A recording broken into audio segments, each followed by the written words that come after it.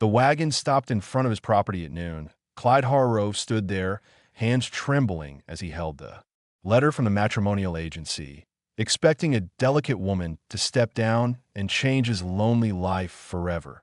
But when the canvas cover pulled back, what emerged was something he never imagined. She stood nearly 7 foot tall, shoulders wider than his doorframe, wearing Apache clothing with leather fringes and bone decorations. The agency had sent him a bride, just not the one he ordered, and in 3 minutes, when she turned those dark eyes toward him, Clyde would realize he'd made the biggest mistake of his life. But not the mistake he thought. Clyde had been alone for so long that the silence had become another person living in his house.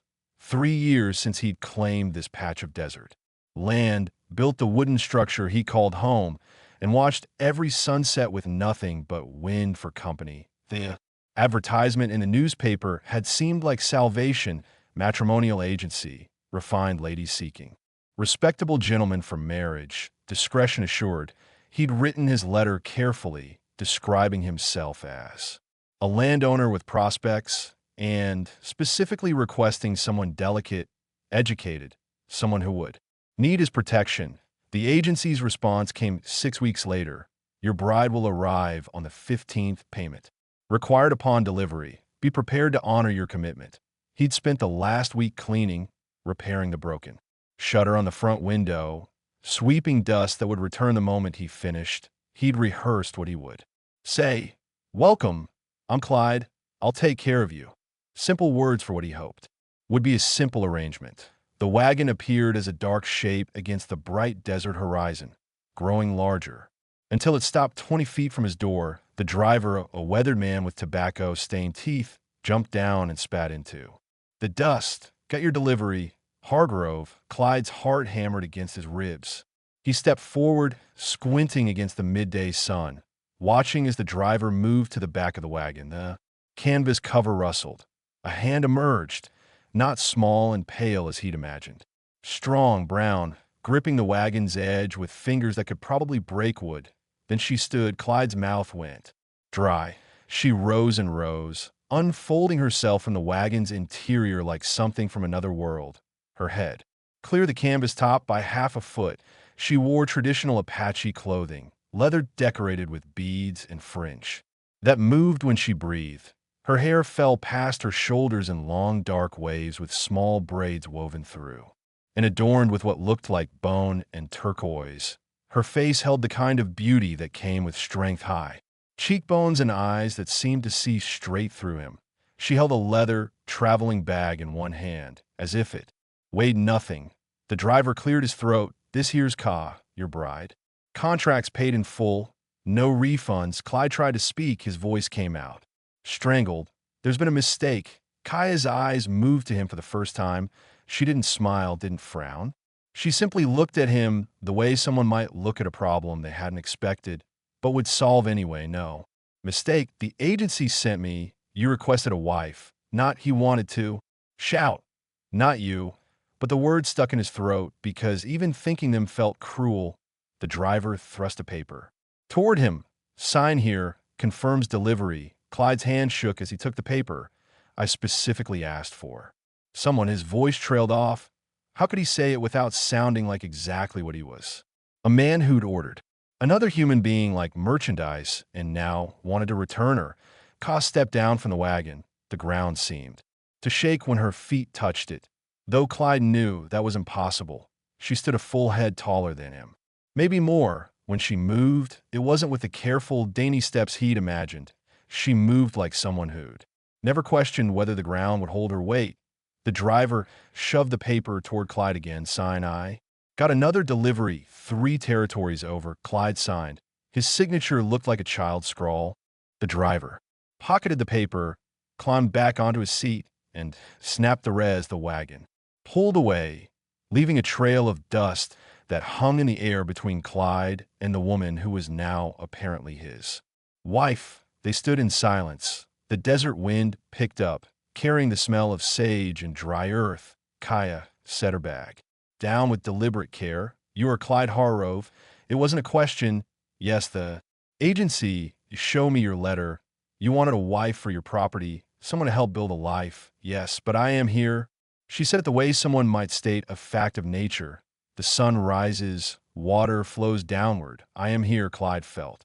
Sweat running down his back despite the dry air. He'd imagined this moment so many times. Gentle introductions, her grateful eyes, his confident welcome. None of this. He gestured helplessly toward the house. There's only one room.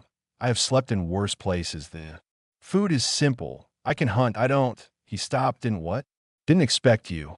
Didn't want you. Didn't prepare for someone who wouldn't need him at all. I wasn't prepared for this for the first time. Something shifted in her expression. Not quite a smile. Not quite sympathy. She picked up her bag. Then we will both learn to be unprepared together.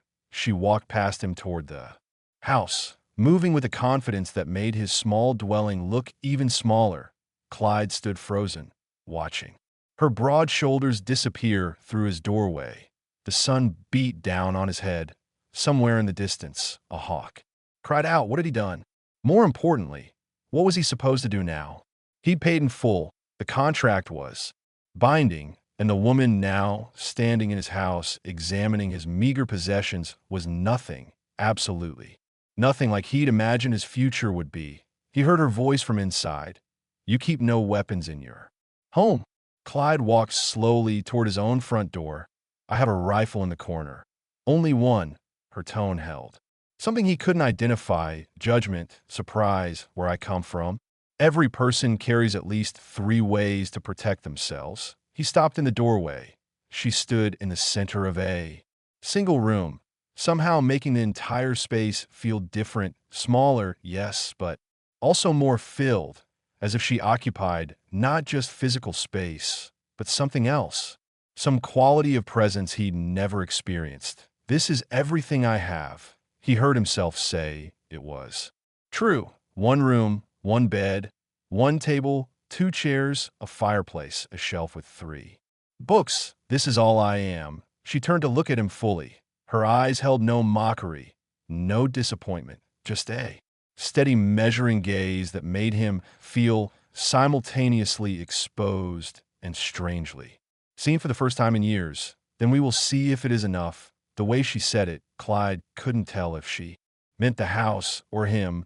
Outside, the wind picked up again, rattling the loose shutter he'd forgotten to fix. The sound felt like laughter, like the desert itself was mocking his careful plans. He stepped inside his own home and closed the door, feeling more like a stranger in his own life than ever before.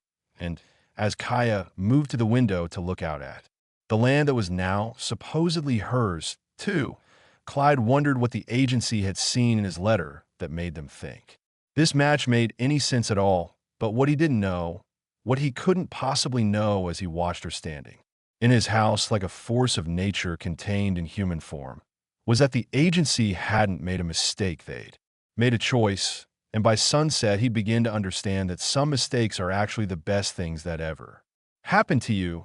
The silence between them felt heavier than the desert heat. Clyde stood with his back against the door while Ka examined his home with the careful attention of someone evaluating a purchase. She touched nothing, but her eyes missed nothing either. You built this yourself? Yes. Pride crept into his voice. 3 years ago, hauled every board myself. It needs repair. The pride died. I know that. She moved to the window. How much property? 40 acres. Water source half a mile east. He heard himself explaining, though she hadn't asked for details. Not enough for cattle. I grow what I can. Where will I sleep? The question struck him cold. The bed. I can make a place by the fire. You paid for a wife, not a guest. Clyde's face burned. We don't know each other. It wouldn't be proper. She turned from the window. You wanted a wife without knowing her, but sleeping in the same room is improper. That's different. How? He had no answer that wouldn't make him sound foolish. The truth was he'd never thought past the romantic image of a grateful woman transforming his lonely existence. I will sleep by the fire tonight. She set her bag on the table. Tomorrow we discuss how this works. Thank you. Do not thank me for taking the floor of my own house. The word stung. This was her house now, too, according to the contract he'd signed. As darkness fell, They moved around each other like strangers in a crowded room. Kaya refused his offer of food. Instead, pulling dried meat from her bag, she ate. Standing, watching the last light fade, Clyde sat at the table, choking down. Bread he couldn't taste.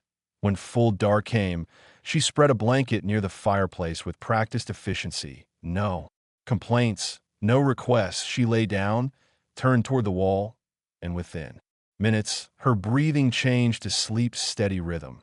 Clyde remained at the table. He'd spent 3 years alone, but he'd never felt lonelier than right now, with another person 6 feet away. He finally moved to bed as the fire burned. To coals, through darkness, he could barely make out her form.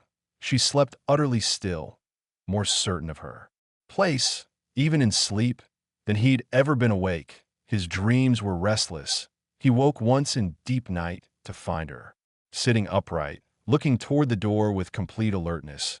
Her hand rested near something in her bag. This wasn't fear. This was readiness from experience he couldn't imagine. He closed his eyes, pretending sleep. When he opened them again, dawn filtered gray through the window.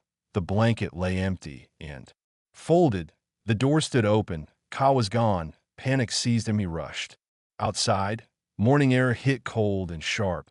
He scanned frantically. She'd left. Of course, she'd left. Then he saw her 50 yards out, facing the rising sun, her arms raised, palms up, speaking words he couldn't hear, not prayer or something else.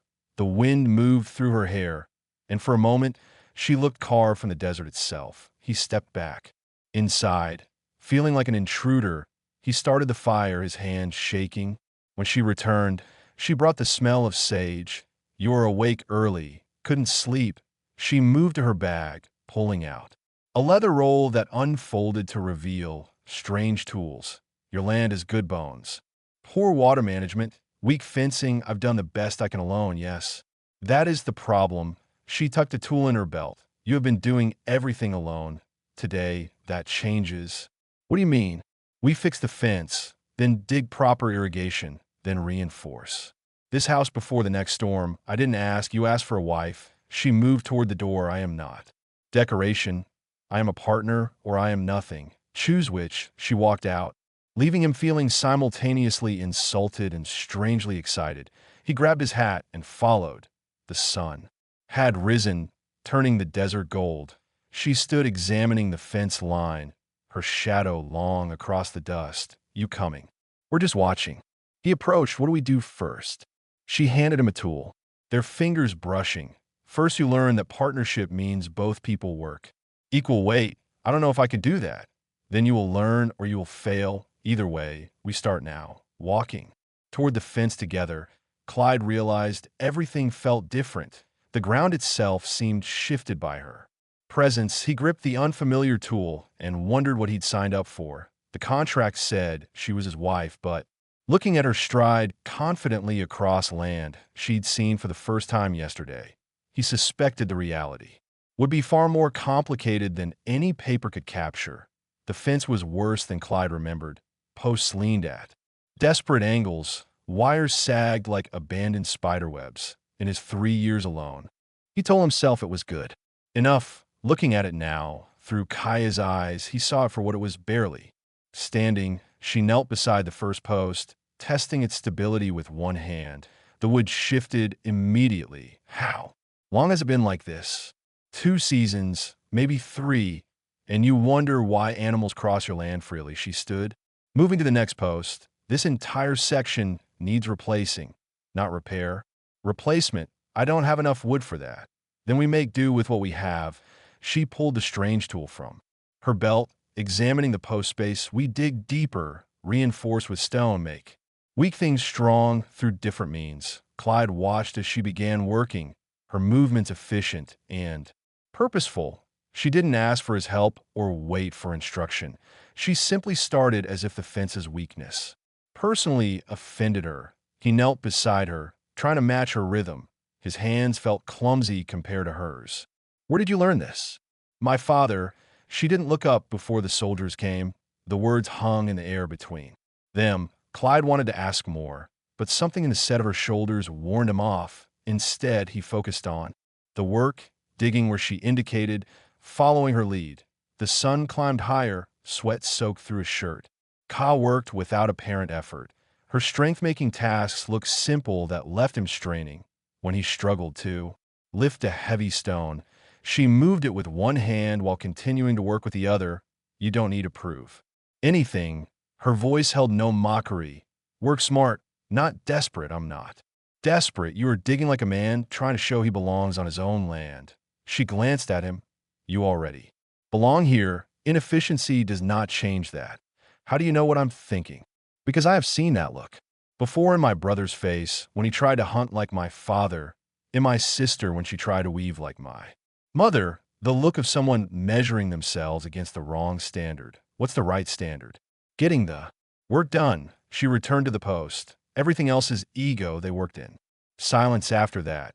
Not the uncomfortable silence of the previous night, but something different. The silence of two people focused on the same task, their movements gradually finding a rhythm together. By midday, they'd reinforced 4 posts. Clyde's hands were raw, his back ached, but something felt different, better. The fence stood straighter. More importantly, he'd contributed something real. Kaya straightened, looking toward the horizon. Storm coming. Clyde followed her gaze.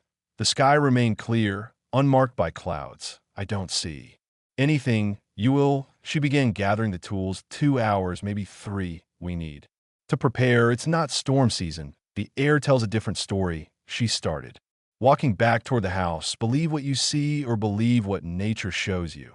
Your choice. How can you possibly know? She stopped, turning back. Because I pay attention, because I listen, because I learned that the world speaks constantly to those willing to hear it. There was no challenge in her voice, just facts stated plainly. Clyde looked at the clear sky again, then back at Ka, already halfway to the house. Every instinct told him she was wrong, but those same instincts had told him the fence was good enough, that he could manage alone, that a delicate wife was what he needed. Maybe his instincts were the problem. He gathered his tools and followed. As he walked, he noticed things he'd ignored before.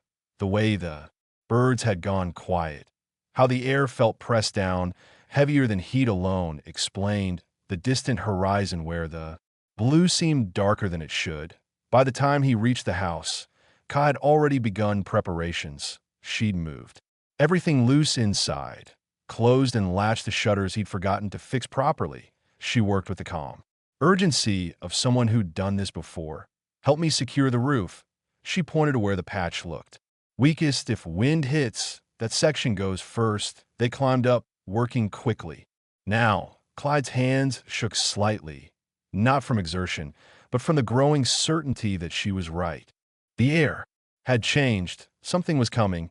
As they hammered the final board into place, the first wind gust hit. Not strong, but wrong somehow. Too warm, too sudden. Kaya looked toward the horizon, and her expression shifted. Something Clyde couldn't read passed across her face. We need to get down now. What's wrong? That? She pointed. Clyde turned and felt his stomach drop. The horizon had darkened to bruised purple. Above it, the sky roiled with clouds that seemed to appear from nothing, spreading like spilled ink across blue paper. Lightning flickered inside them, too far away to hear, but bright enough to see. In daylight, the storm wasn't 2 hours away.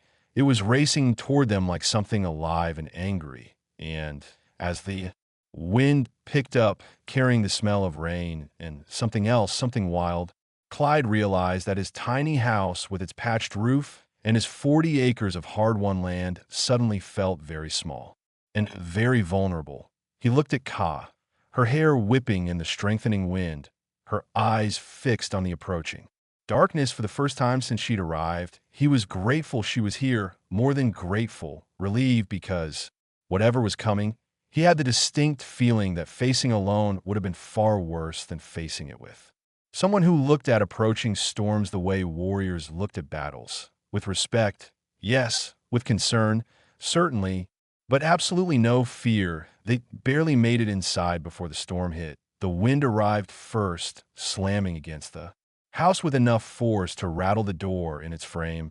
Then came the rain, not falling but driving sideways, each drop hitting like a thrown stone. Clyde pressed his weight against the door while Kaya moved through the small space, checking every weak point, the window shutters, the roof patch, the gaps in the walls where weather could force its way through. There, she pointed to the corner where roof met wall. Water was already seeping through a dark stain spreading across the wood. We need to block it from inside with what? She was already moving, pulling her blanket from near the fireplace.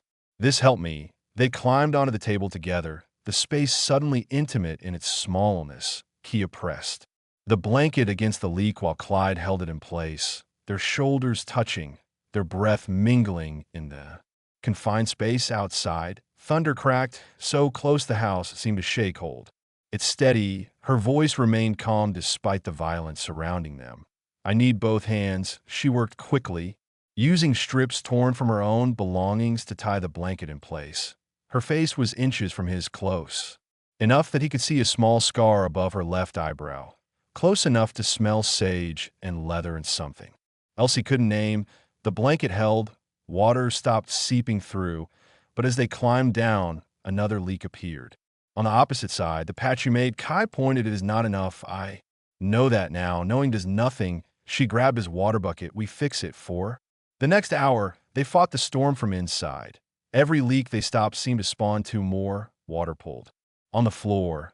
The wind found cracks Clyde never knew existed, whistling through them with sounds almost human. At one point, a gust hit so hard the entire structure shifted. Clyde froze, certain the house would collapse, but Ka was already moving, bracing the wall that had shifted, wedging the table against it for support. Here, she gestured for him to help. Push with me. They leaned their combined weight against the wall, holding it steady while the storm raged. Minutes passed, then more. Clyde's arms burned with effort. His back screamed protest, but Ka showed no sign of weakening, so neither did he. The storm's fury peaked. Wind howled like something wild and wounded. Rain hammered the roof with deafening rhythm.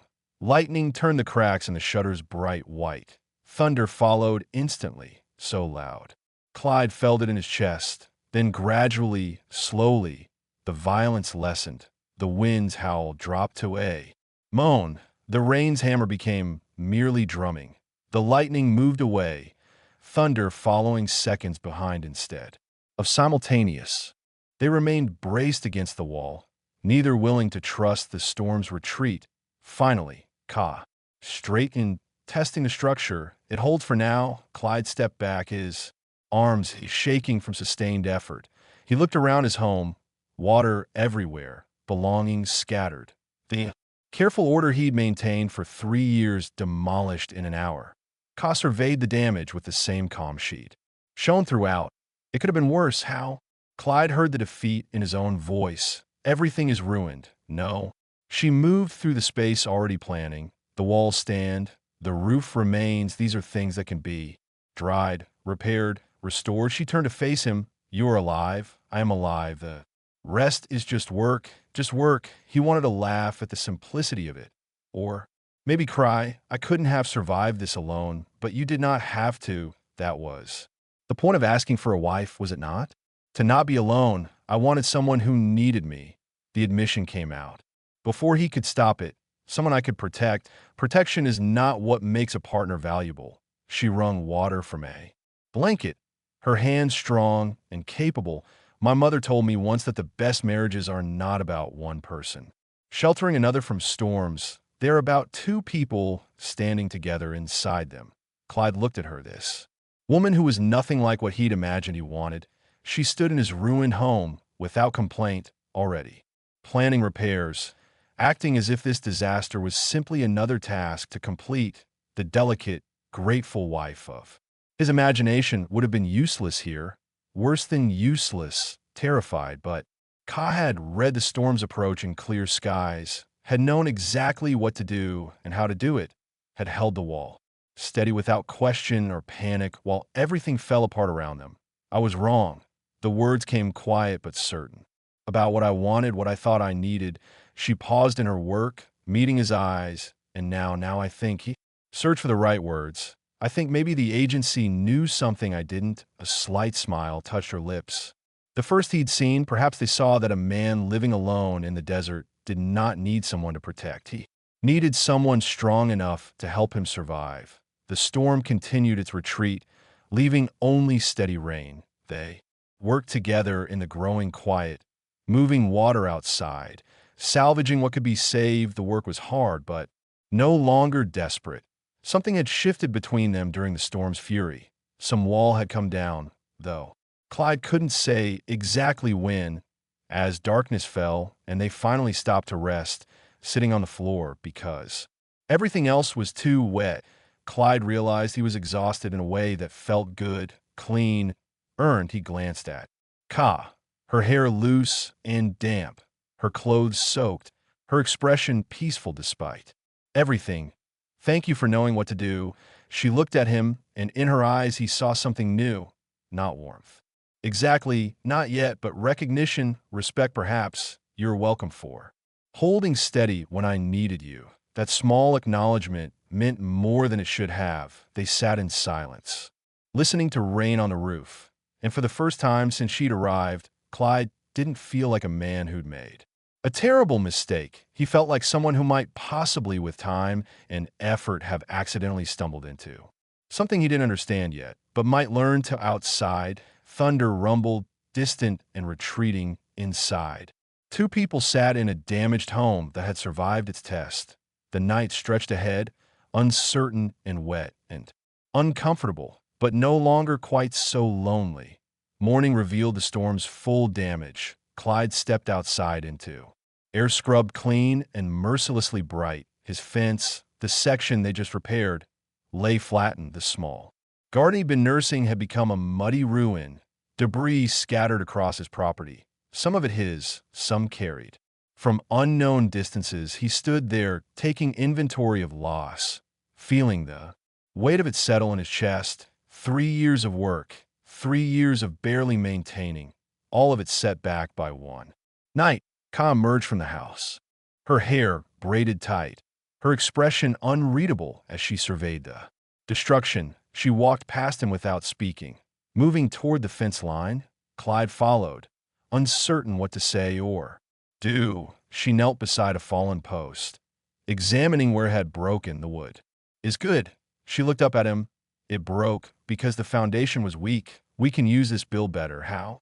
Clyde gestured at the wreckage. I don't even know where to start. You start by not standing still. She pulled the broken post free. We salvage what we can, then we rebuild stronger than before. I can't afford new materials. Then we work with what the storm brought.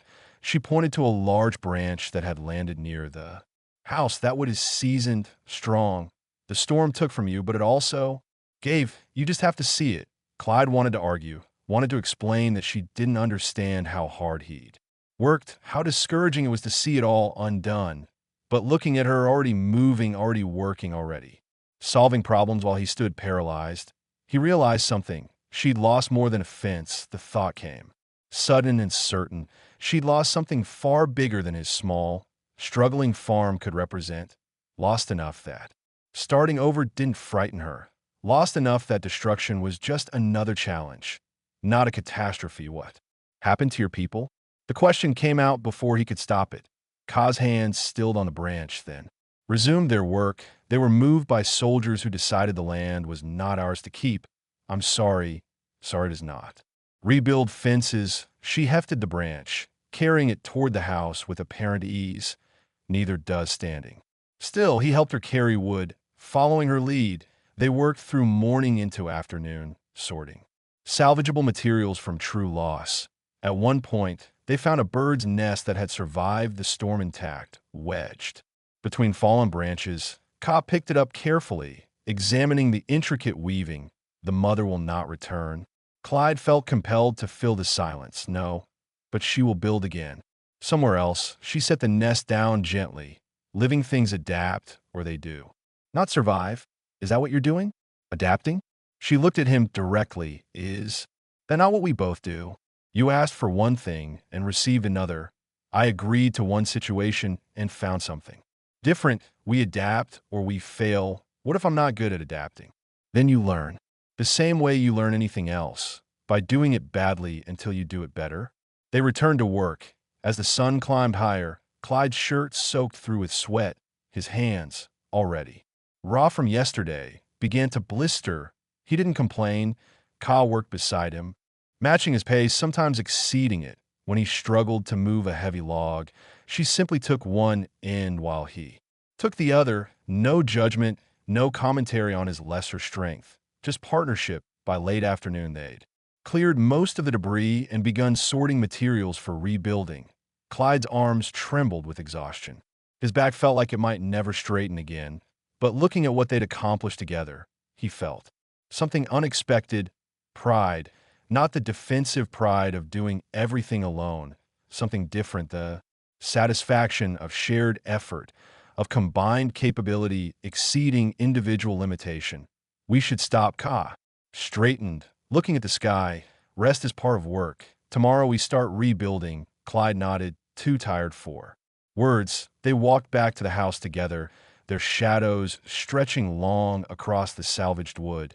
Inside, the space still smelled of damp, but most of the water had been removed. It looked bare, temporary, but inhabitable. Kaya opened her bag and pulled out dried meat and something wrapped in cloth, bread flat and dark. She offered half to Clyde. Eat. Work requires fuel. They sat on the floor again, eating in silence. Not uncomfortable silence, just the quiet of two people too exhausted for conversation. Clyde chewed the unfamiliar bread, finding it dense and slightly sweet. It tasted nothing like what he usually ate. It tasted better. Your mother taught you to make this? Yes, before. Ka's voice held no emotion. But Clyde heard the weight behind the word. Before everything changed. Do you miss it? Your life before. She considered this, chewing thoughtfully. I miss parts of it. My mother's voice, my father's laugh, the way my sister would argue with everyone about everything. But missing does not mean I can return. Only that I remember. Is that enough? It has to be. She looked at him. You ask many questions today. I'm trying to understand. Understand what? You this? Why you're here when you could have refused. I could not refuse. The contract was paid, but you're not angry about it. Clyde realized this as he spoke. You're not resentful. Why? Because anger would change nothing. She wrapped the remaining bread carefully.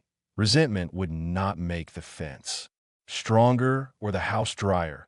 I am here. You are here. We can make this something worthwhile, or we can make it misery. I chose which. Just like that, just like that. She met his eyes. Life gives you very few choices about what happens to you, but you always choose how you meet it, standing or fallen, fighting or surrendering. My people were moved from our land, but they did not break us.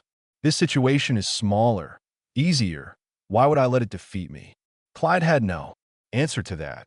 He thought about his 3 years alone, how he'd let every small setback feel like proof of his inadequacy, how he'd built walls of isolation and called it self-sufficiency, how he'd imagined rescue in the form of someone delicate who would need him because needing someone felt safer than being needed by someone strong. I think I've been afraid. The admission came quiet. Of what? Of not being enough, of failing, of proving that everyone who ever doubted me was right. And now, I think maybe it was measuring wrong. He looked at their combined work visible through the window. I kept trying to be enough by myself. Maybe that was never the point. Kaya nodded slowly. My father used to say that 1 log burns quickly. 2 logs burner. 3 logs can burn through the night. He did not say this because logs are weak alone. He said it because fire grows stronger when fed together. That's why you're not angry about being sent here. I am not angry. Because I see possibility. She stood, beginning to prepare her sleeping space. You have land, a home, the willingness to work. These are not small things. With partnership, they become larger. And if it doesn't work, if we can't make this work, then we tried. She spread her blanket. Failure is only permanent when you stop trying. Clyde watched her settle near the fire, the same spot as the first night, but somehow different now. The storm had stripped away pretense from both of them. She'd seen him weak and struggling. He'd seen her strong and certain. Neither had turned away. Outside, the last light faded from the sky. The desert night birds began their calling. Inside, Clyde lay in his bed, body aching, hands raw, spirit somehow lighter than it had been in years. Tomorrow, they would rebuild, not restore what was lost, but create something new from what remained. The thought should have terrified him. Instead, it felt almost like hope. He closed his eyes, and sleep came quickly, deep and dreamless. And when morning broke, he woke to find Ka already outside, her arms raised to greet the sun, her voice carrying words he didn't understand but could somehow feel, words of gratitude perhaps, or commitment or simple acknowledgement that they'd survived another night and been given another day to try again.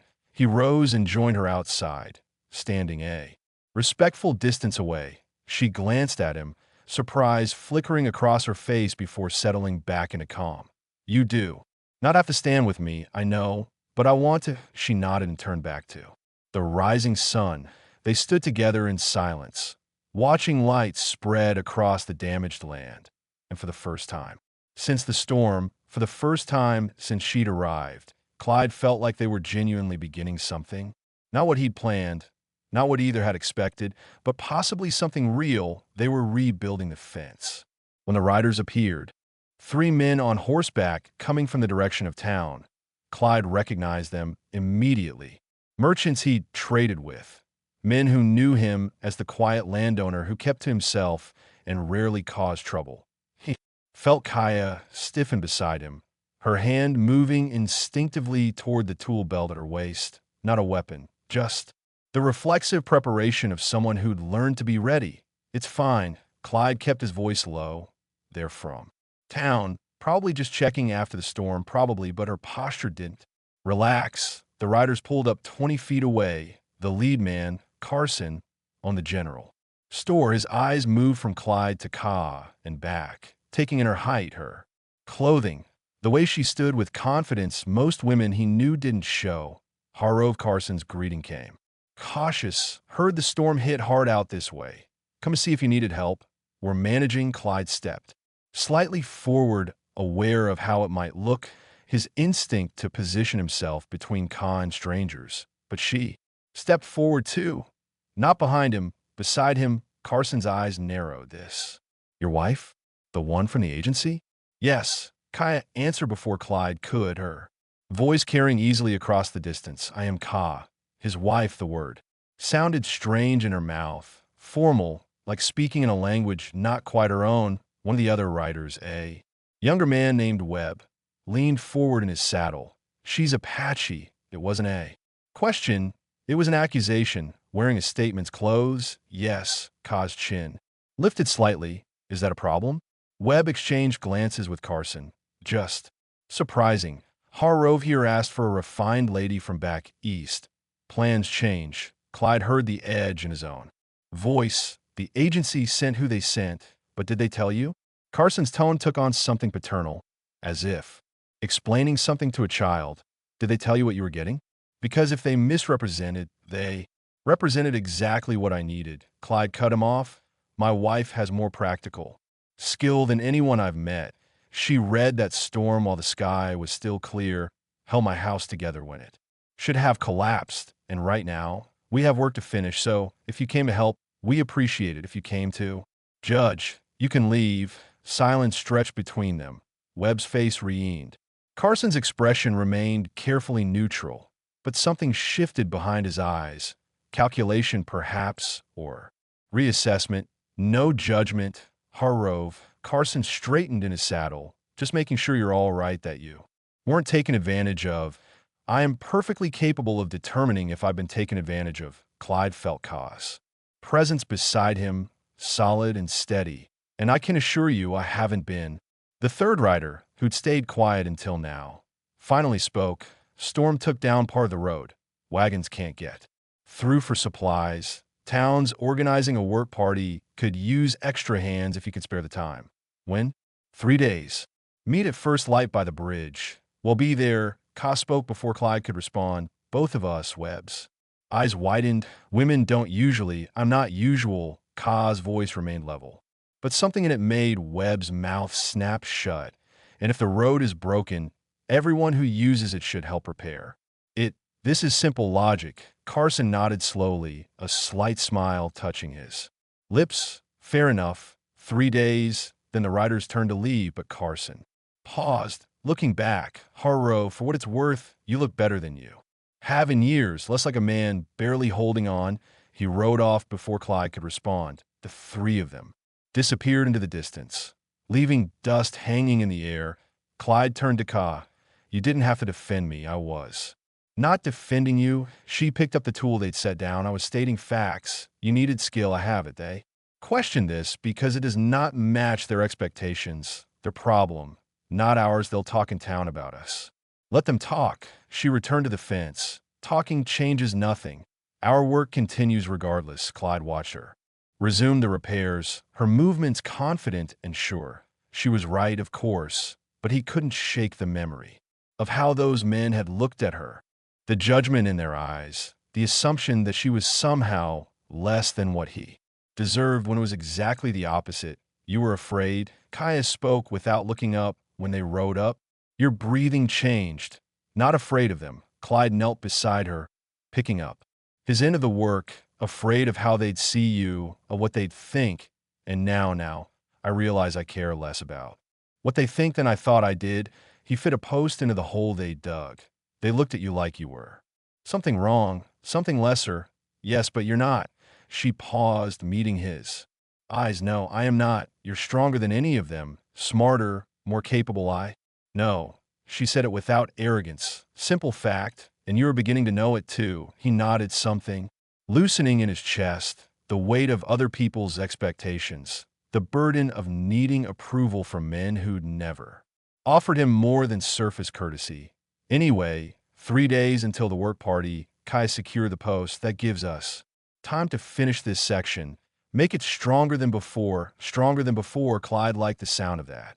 It could apply to more than just the fence. They worked through the afternoon, the encounter with the townsmen fading into background noise. What mattered was here, now, the work in front of them, and the strange partnership developing between two people who'd started as complete strangers as the sun began its descent, painting the desert in shades of amber and gold. Clyde realized something. He'd stopped thinking of Ka as the wrong bride. She wasn't the bride he'd ordered. True, but increasingly she felt like exactly the partner he'd needed all along. He just hadn't known it yet.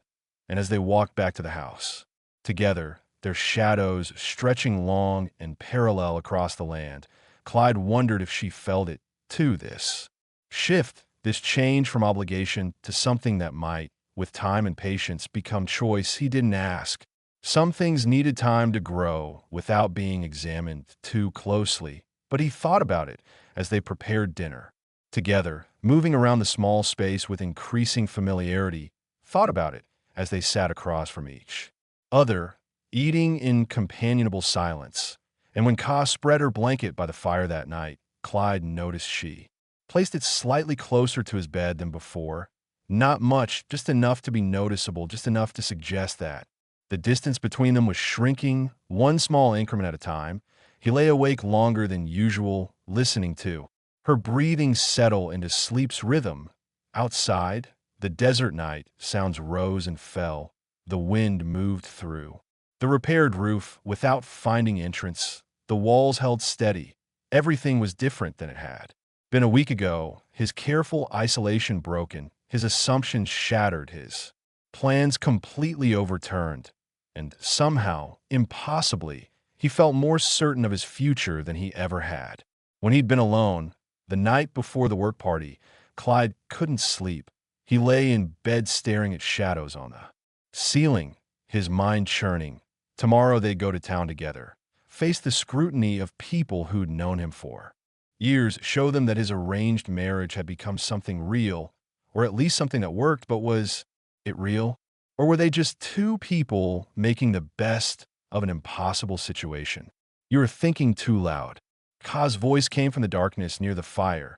I can hear it from here. Sorry, I didn't mean to wake you. I was not sleeping. She stirred, sitting up. The moonlight through the window caught her profile. What troubles you? Tomorrow, the town. I keep thinking about how they'll look at us. You care too much what others think, don't you? Care at all? Silence stretched between them. Then she spoke, her voice quieter than usual. I care about some things, but not about judgment from strangers who do not know my worth. What do you care about? She was quiet so long he thought she wouldn't answer. Then she stood, moving to sit at the table. Clyde rose too, joining her in the darkness. Neither lit a lamp. Some conversations happened easier in shadows. I care that I have purpose. Her hands rested flat on the table. When the soldiers came, when my people were moved, I thought I had lost everything: my home, my family, my place in the world. The agency offered something, not what I wanted, but something, a chance to build again. Is that all this is to you? Building something because you lost everything else. At first, yes, she met his eyes across the table, but now it is different. How? Because you are different than I expected. She leaned forward slightly. I thought I would find a weak man, someone who wanted a woman to serve him without question, someone who would see me as Apache first and person second. And instead I found someone who admits when he is wrong, who works beside me instead of commanding from behind, who listens. She paused, who looks at me and sees capability, not threat. Clyde felt heat rise to his face. I didn't see it at first. When you arrived, all I saw was how different you were from what I'd imagined. And now, I see how foolish those imaginings were. He traced a pattern on the table's surface. I thought I wanted someone delicate who would need me, but I didn't need to be needed. I needed to be challenged, pushed, forced to be better than I was. And I did that every day from the moment you stepped off that wagon. You've been showing me that strength isn't about protecting the weak. It's about standing beside the strong. Ka's expression softened in the moonlight.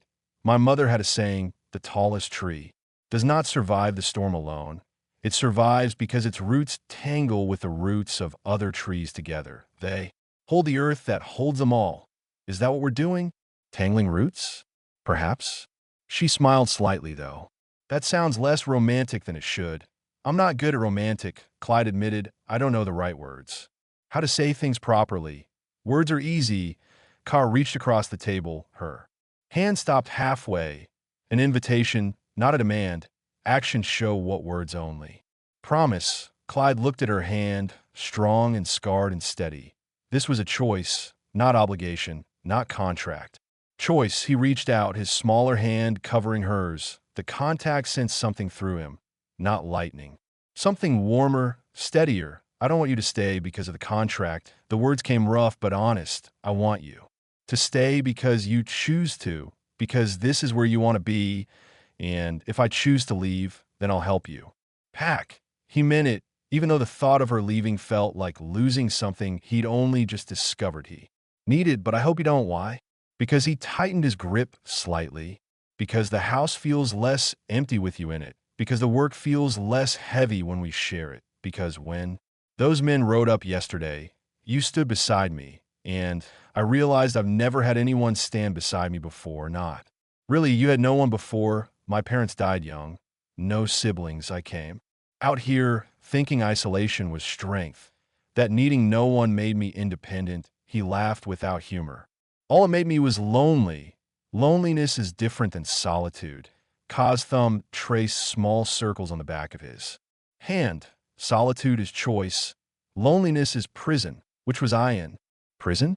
She said it gently. But you're walking out now because of you, because you chose to. I only opened the door. You decided to step through it. They sat like that, hands joined across the table, the night deepening around them. Outside, a coyote called in the distance. The wind whispered against the house's walls.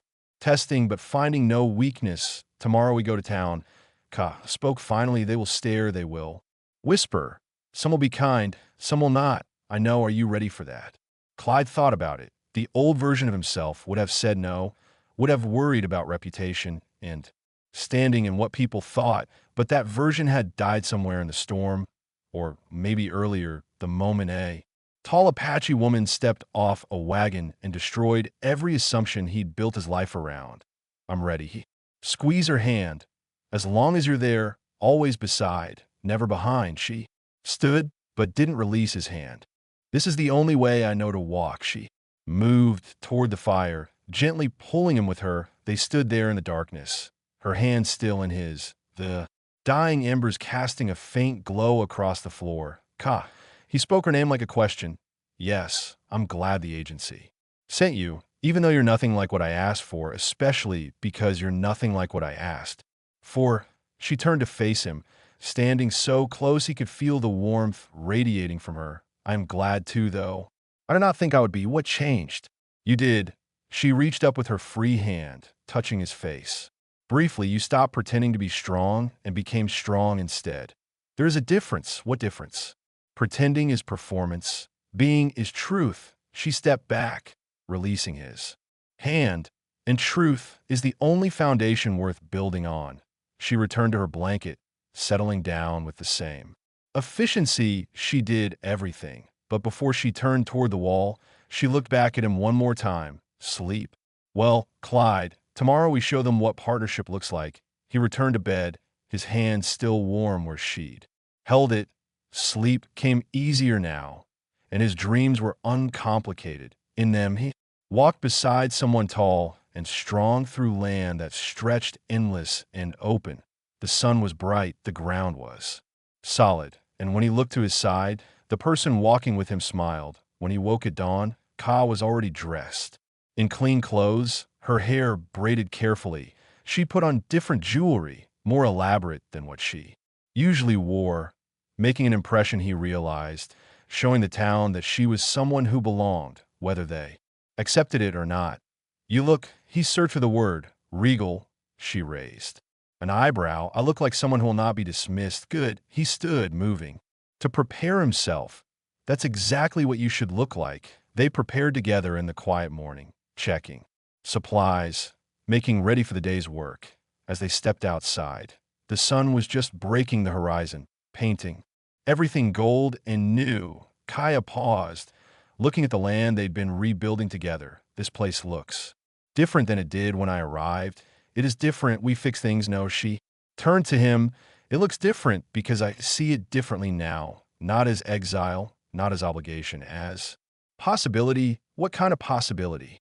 She smiled, and it transformed her face into something luminous, the kind where we decide what we build together. They walked toward town side by side, their shadows stretching long behind them, and Clyde realized that whatever judgment they faced today, whatever whispers or stares or questions, it didn't matter because he'd already found the only approval that counted, his own and hers.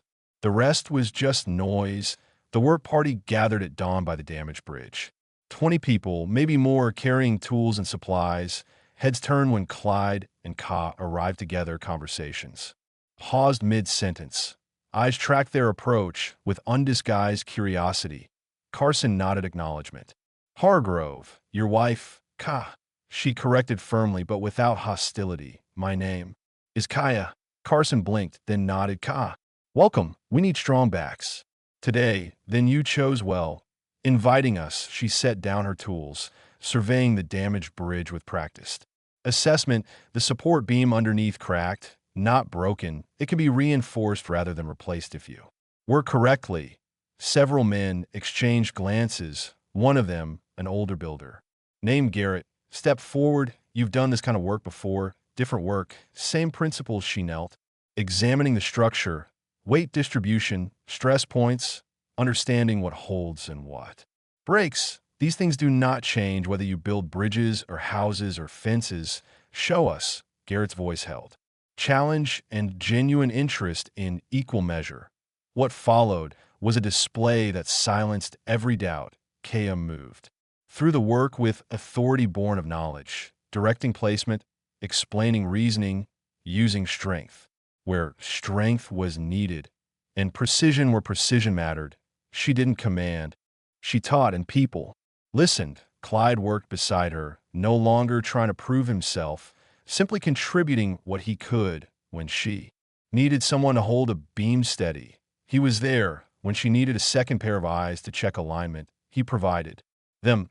They moved together with the synchronization of partners who'd learned each other's rhythms. By midday, the bridge stood reinforced and functional. The crowd that had gathered to watch dispersed slowly, many stopping to speak with Kaya directly, asking questions. offering respect that came from demonstrated competence rather than polite obligation. Carson approached as they packed their tools. I judged poorly. When I first saw you together, most people do. Ka straightened, meeting his eyes levelly. They see what they expect rather than what exists. What exists? Carson asked. Partnership? Clyde answered before Ka could. Real partnership, not one person serving another, both people contributing equally. Carson nodded slowly, looking between them, the agency. Made an interesting choice. No, Kaya shouldered her bag. They made the correct choice. We were the ones who had. To see it, the ride home stretched quiet and comfortable. The sun angled toward evening, painting the desert in shades of copper and amber. When their property came into view, Clyde felt something settle in his chest, not just seeing his land, seeing their land. They dismounted by the house. Kaya paused at the threshold, looking back at the fence they'd rebuilt, the roof they'd reinforced, the garden space cleared and ready for new planting. This looks like home now. She spoke it quietly as if testing the words. Does it feel like home? She turned to him, and in her eyes he saw the answer before she spoke it. It is beginning to. Clyde stepped closer, not crowding, but near enough that the space between them felt intentional. When I wrote that letter to the agency, I asked for someone delicate who would need me, someone who would make me feel necessary. And instead they sent me. Instead they sent exactly what I needed, but didn't know to ask for. Someone strong enough to stand beside me. Someone who would challenge me to be better than I was. He reached out, taking her hand in his. Someone who would see this land and see possibility instead of hardship. Ka's fingers tightened around his. When I agreed to come here, I thought I was accepting exile, another loss after so many losses, and now. I think perhaps I was not losing something. She stepped closer, closing the distance between them. I was finding it. He raised his free hand to her face, tracing the line of her jaw. The woman I ordered from that agency would have been wrong for me in every way. She would have needed protection I couldn't provide, would have withered in this isolation, would have made me feel strong by being weak. But I'm not that woman. No, you're not. You're someone who makes me stronger by being strong yourself. Someone who holds up her end of every burden and then offers to carry more. Someone who looks at a damaged bridge and sees solution instead of problem. Is this what you want? Her voice dropped lower. Truly, a wife who stands as tall as you, who will argue when she thinks you're wrong, who will never fit anyone's expectation of proper. This is exactly what I want. He said it with absolute certainty, not despite those things, because of them. She smiled, and it transformed her face into something radiant. Then perhaps the agency was wiser than either of us gave them credit for, or perhaps they just saw two broken people who might fix each other by building something together. Are we fixed? Ka asked. No. Clyde pulled her closer until her forehead rested against his. But we're being built day by day, work by work, choice by choice. She kissed him then, soft and deliberate, a choice made fully and freely. And when they pulled apart, the sun had nearly set, painting the sky in shades of promise. They walked inside, together into the house that had once been his solitary prison and had become their shared beginning. The door closed behind them, shutting out the world that had judged and the expectations that had failed. Inside was only what they were, building together, a partnership forged not from romance, but from respect, not from need, but from choice, not from weakness, but from combined strength. And as darkness fell and they moved through the small space, preparing dinner together, Clyde realized he'd stopped measuring himself against who he thought he should be, stopped trying to fill some imagined role of provider and protector. He was simply himself, flawed and learning and growing. And it was enough. Kaya paused in her work, catching his eye across the room. What are you thinking? That I'm grateful for the storm that brought you, for the agency that saw something I couldn't, for every moment that led to this one. She moved to stand beside him, her hand finding his. I am grateful, too, for the man who ordered the wrong bride and found the right partner. Outside the desert night, sounds rose and fell. The wind moved through repaired fences without damage. The roof held steady against the cooling air, and inside their small home, too. People who'd started as strangers had become something neither had imagined possible. Not perfect, not without challenge ahead, but real and chosen, and built on foundations solid enough to weather whatever storms would come. Clyde looked at Ka, this woman who was nothing like what he'd ordered and everything he needed, and knew with absolute certainty that the agency hadn't made a mistake, they'd made a miracle, the ordinary kind that happens. When two people decide that building together is better than standing alone, the kind that requires no magic beyond commitment, no power beyond partnership, no mystery beyond the simple, profound choice to stay, and stay through seasons and struggles and all the ordinary extraordinariness of building a life from scratch and unforgiving land with. Someone who understood that survival and thriving were just two different forms of the same stubborn refusal to break. The title had promised him a delicate bride he didn't get, but what he'd received instead was something infinitely more valuable, a partner, an equal, a woman whose strength didn't diminish his, but amplified it. And as they sat down to eat together, planning tomorrow's work and next week's projects, and all the future stretching ahead, Clyde understood that sometimes the best things in life are the ones you never knew to ask for. Sometimes getting exactly what you didn't order turns out to be exactly what saves you. If you enjoyed this story, click the video on your screen now to watch another unforgettable tale from the frontier, where two strangers discover that the hardest journeys lead to the most unexpected destinations. Don't forget to subscribe and consider a super chat to help us keep bringing you stories like these. Your support means everything to